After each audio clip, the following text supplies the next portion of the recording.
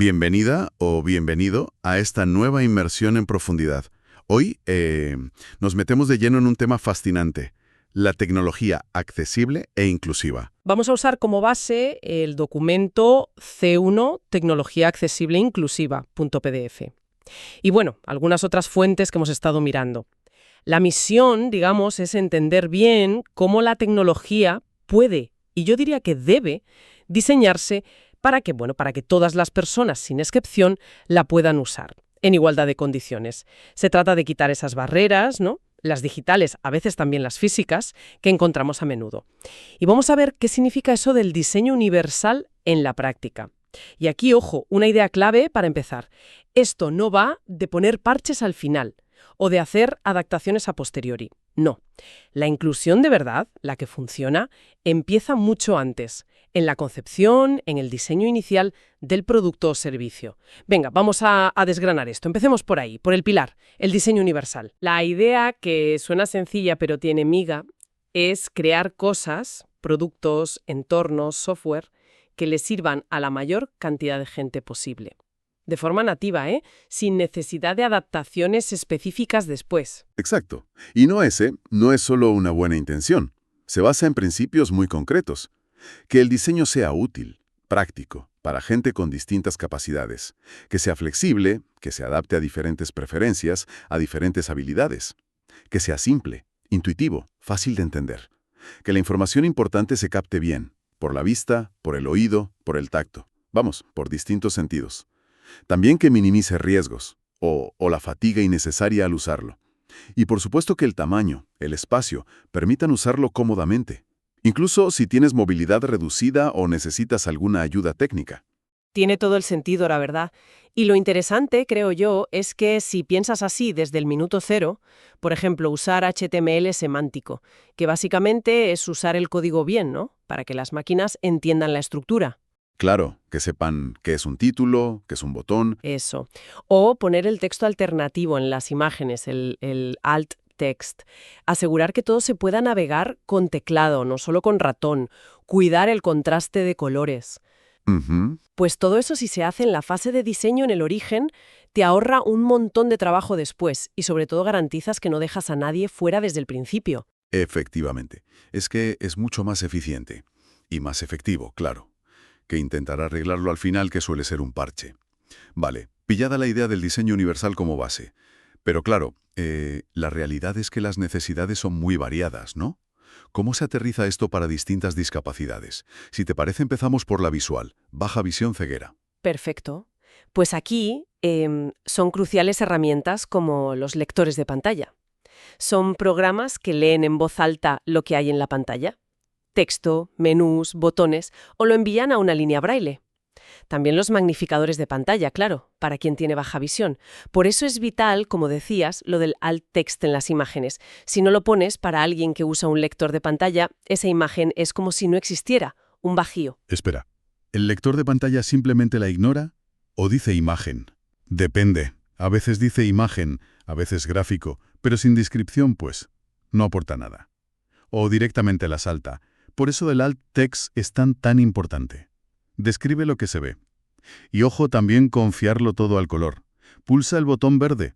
Pues si no distingues colores o eres ciego, malo. Hay que dar alternativas. Clarísimo.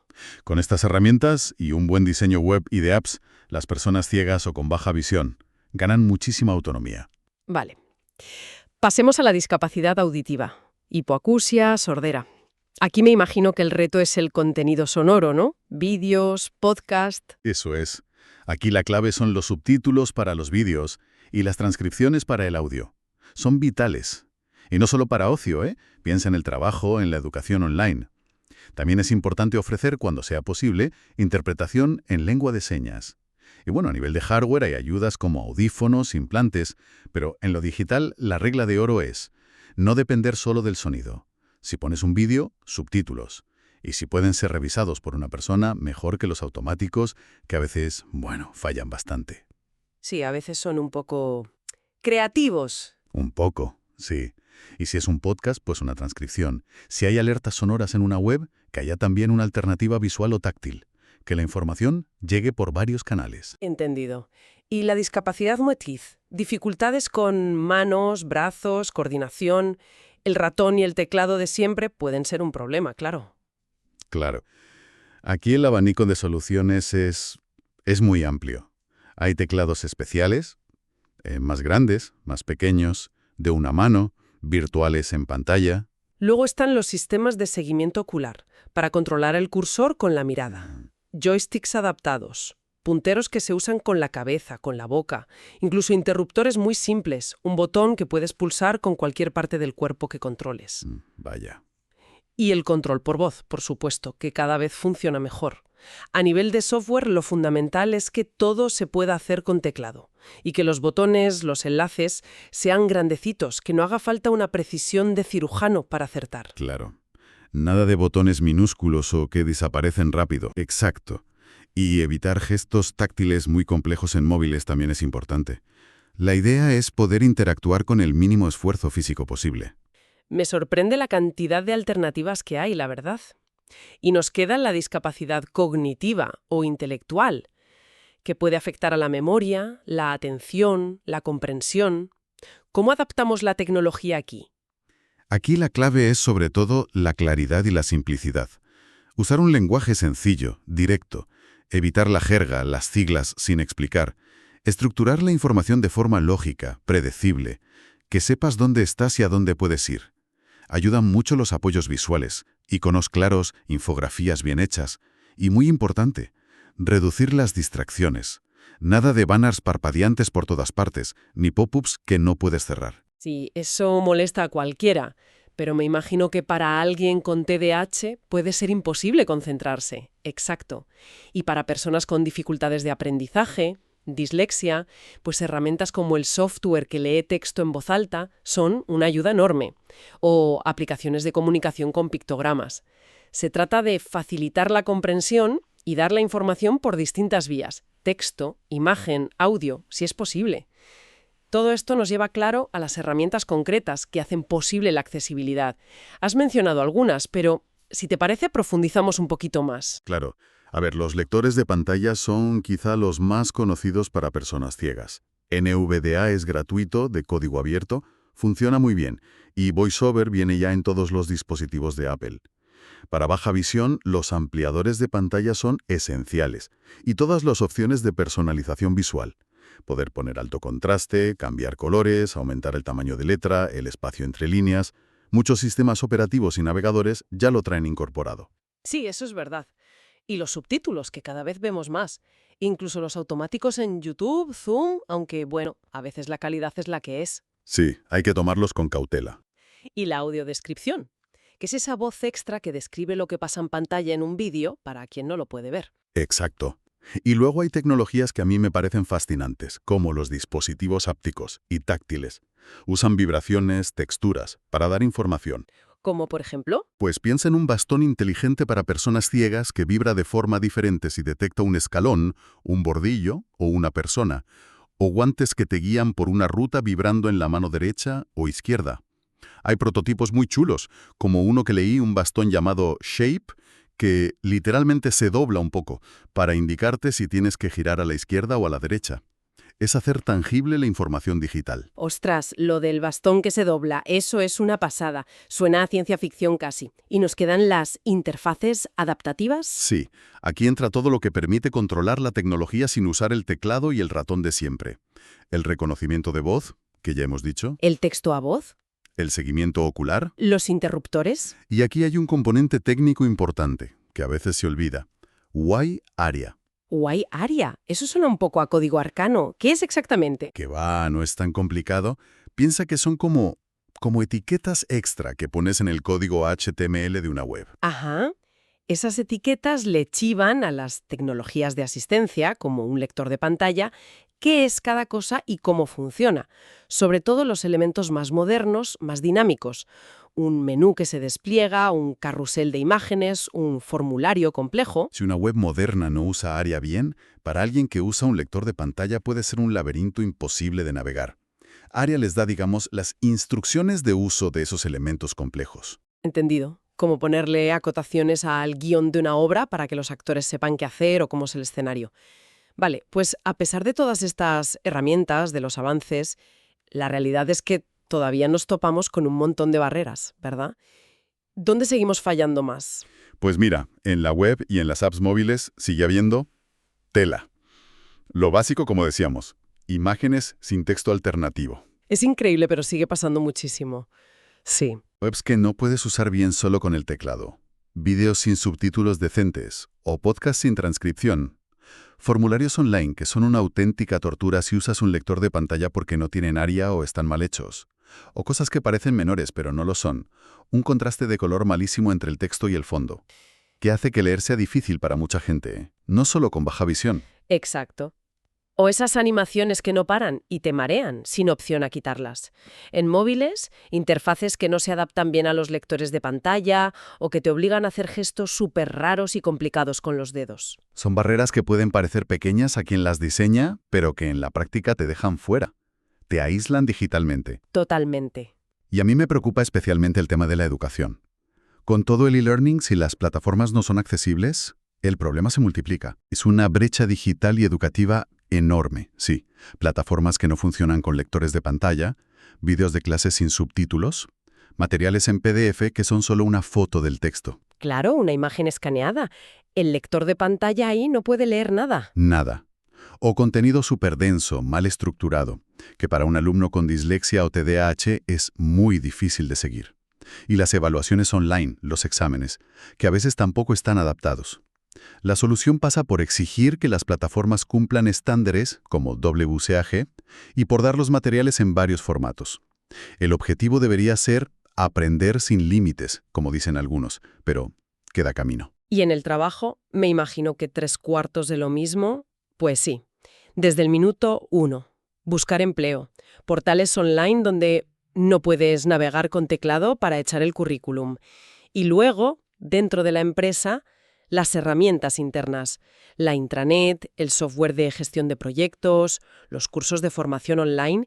Si no son accesibles, estás poniendo barreras para contratar a gente con discapacidad o para que los empleados que ya tienes puedan trabajar en igualdad. Claro. Aquí la clave es exigir accesibilidad en todo el software corporativo, hacer auditorías y, sobre todo, formar a la gente. Y no podemos olvidarnos de la conexión con lo físico, con las barreras físicas. Porque, aunque hoy hablemos de tecnología, si no puedes llegar al cajero automático porque hay escalones, de poco sirve que el cajero tenga la interfaz accesible. Totalmente de acuerdo. O si los botones del ascensor no tienen braille ni relieve. La tecnología digital accesible en el móvil para llamar al ascensor está muy bien, pero la integración físico-digital es fundamental. El ejemplo del Metro de Madrid que mencionabas antes es bueno. Máquinas de billetes con voz y braille, los interfonos, los autobuses de piso bajo, los semáforos con sonido. Es pensar en la infraestructura física y la tecnología juntas. Para todos. Está claro que todo esto necesita una guía, un marco común. ¿Qué estándares y qué leyes tenemos para impulsar esta accesibilidad? Pues el gran referente mundial sin duda son las WCAG, las siglas en inglés de Pautas de Accesibilidad para el Contenido Web. La versión más reciente es la 2.2. Se basan en 4 principios, que son como los pilares. El contenido tiene que ser perceptible, que lo puedas ver, oír, tocar. Operable, que puedas interactuar con él, navegar. Comprensible, que se entienda bien la información y cómo usarlo. Y robusto, que funcione bien con distintas tecnologías, ahora y en el futuro, sobre todo con las de asistencia. Robusto, ese me parece interesante. O sea que no vale con que funcione hoy con mi navegador y mi lector de pantalla, tiene que estar preparado para lo que venga, ¿no? Esa es la idea, que el código esté bien construido, siguiendo los estándares web, para que sea compatible con diferentes navegadores, dispositivos y, muy importante, con las distintas tecnologías de asistencia que usa la gente, que no se rompa cada 2x3 con una actualización del navegador o del lector de pantalla. Las WCAG tienen niveles de conformidad, A, el más básico, AA y AAA, el más exigente. Normalmente las leyes suelen exigir el nivel A.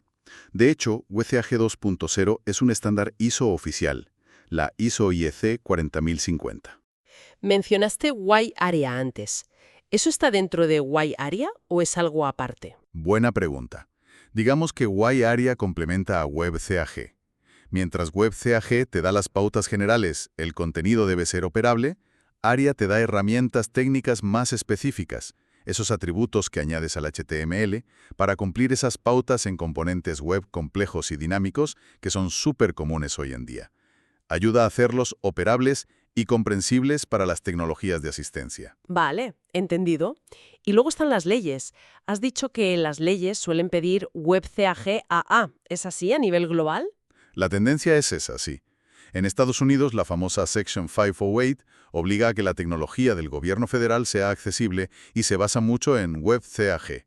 En Europa tenemos una directiva sobre accesibilidad web y móvil para todo el sector público, que obliga a cumplir un estándar europeo basado en WebCAG. Y más recientemente la Ley Europea de Accesibilidad, el European Accessibility Act, que es un paso de gigante. ¿Por qué de gigante? Porque va mucho más allá del sector público. Exige requisitos de accesibilidad a un montón de productos y servicios privados clave. Ordenadores, móviles, tablets, libros electrónicos, plataformas de comercio electrónico, servicios bancarios, cajeros automáticos, máquinas de venta de billetes. Ostras, eso sí que es un cambio importante para las empresas privadas. ¿Y en España cómo estamos? Pues en España ya teníamos leyes antes, pero el Real Decreto 1112-2018 fue el que adaptó la Directiva Europea para el sector público. Obliga a cumplir la norma europea EN 301-549, que como te decía, se basa en WCAG 21 nivel AA. Y la Ley Europea de Accesibilidad también se está incorporando a nuestra legislación nacional, ampliando esas obligaciones al sector privado. Así que sí, la tendencia global es clara. La accesibilidad digital ya no es una opción. Es una obligación legal cada vez más extendida, y casi siempre tomando WCAG AA como referencia. Entendido. Las leyes marcan un mínimo, está claro. Pero ¿qué hacen las organizaciones que de verdad quieren ir por delante? ¿Cuáles son esas buenas prácticas que van más allá de cumplir la ley por los pelos? Pues las organizaciones que se lo toman en serio entienden que esto no es solo marcar una casilla de cumplimiento. Es una cuestión de derechos humanos, de calidad, de llegar a más gente y hasta de negocio. ¿Qué hacen? Pues mira, realizan auditorías de accesibilidad periódicas, no solo una vez para cumplir el expediente. Crean equipos especializados en accesibilidad, o mejor aún, integran la accesibilidad como responsabilidad de todos los equipos. Diseño, desarrollo, contenido. Y lo fundamental, meten la accesibilidad desde el principio, en la fase de diseño. Y súper importante, hacen pruebas con usuarios reales con distintas discapacidades. No hay nada como ver cómo usa tu producto alguien ciego o alguien que navega solo con teclado. Claro, te da una perspectiva que tú solo no tienes. Totalmente. Y forman a su gente. A los desarrolladores, a los diseñadores, a los que escriben los textos, a los de atención al cliente. Todos tienen que saber de esto. ¿Alguna práctica concreta más que te parezca clave? Sí, por ejemplo, preocuparse de que las herramientas internas, la intranet, el portal de RRHs, el software de gestión, también sean accesibles. No solo lo que se ve desde fuera. También exigir por contrato a sus proveedores de tecnología que cumplan los estándares de accesibilidad. Si compras un software, que sea accesible. Y algo más cultural. Fomentar una cultura de inclusión digital en toda la empresa. Que no sea cosa solo de los de accesibilidad. A menudo esto se conecta con las estrategias de diversidad, equidad e inclusión, DEI. Capacitar a la gente sobre cómo interactuar, cómo atender a personas con discapacidad. Y buscar activamente contratar talento con discapacidad. Aportan una visión interna impagable. ¿Tienes algún ejemplo de empresa que lo esté haciendo bien, que sea un referente? Hay varias, claro, pero por mencionar una española que lo comunica abiertamente, la consultora Globalist detalla en su web su política. Implementar WCAG 2.2 AA, formar a su personal y a sus proveedores, hacer tests con tecnologías asistivas. Y las grandes tecnológicas, como Microsoft, Apple, Google. Tienen programas de accesibilidad muy potentes, con muchos recursos, guías, formación interna. Aunque bueno, siempre hay cosas que mejorar, ¿eh? Nadie es perfecto. Desde luego. Parece que el mensaje final es bastante claro, ¿no? Esto va de eliminar barreras, de pensar en todas las personas desde el minuto cero. La normativa te marca un suelo, pero el objetivo debería ser mucho más alto. Y las organizaciones que se lo toman en serio no solo cumplen la ley, mejoran su imagen, llegan a un público más amplio y, curiosamente, muchas veces acaban innovando más. Porque pensar en accesibilidad te obliga a ser más creativo, a buscar soluciones más flexibles que a menudo benefician a todos. Bueno, haciendo un resumen rápido de todo lo que hemos hablado.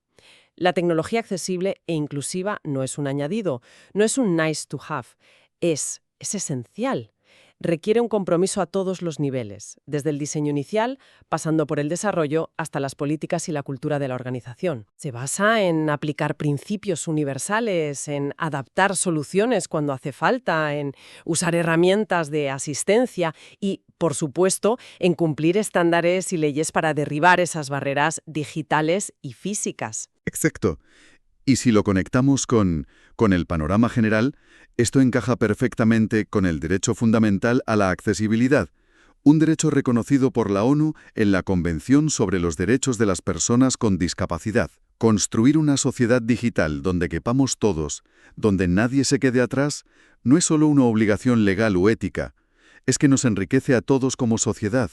Mejora la experiencia de usuario para todo el mundo, no solo para las personas con discapacidad, y abre puertas al progreso.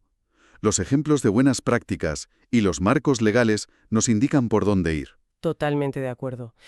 Y nos queda quizás una reflexión final, algo para darle una vuelta. Más allá de cumplir las normas, de asegurar que las cosas funcionen mínimamente para todos, ¿cómo podemos ir un paso más allá? ¿Cómo podemos diseñar tecnología que no solo sea accesible, sino que realmente potencie las capacidades únicas de cada persona? Que convierta lo que hoy vemos como una adaptación necesaria en una verdadera mejora de la experiencia para absolutamente todos. Ahí lo dejo.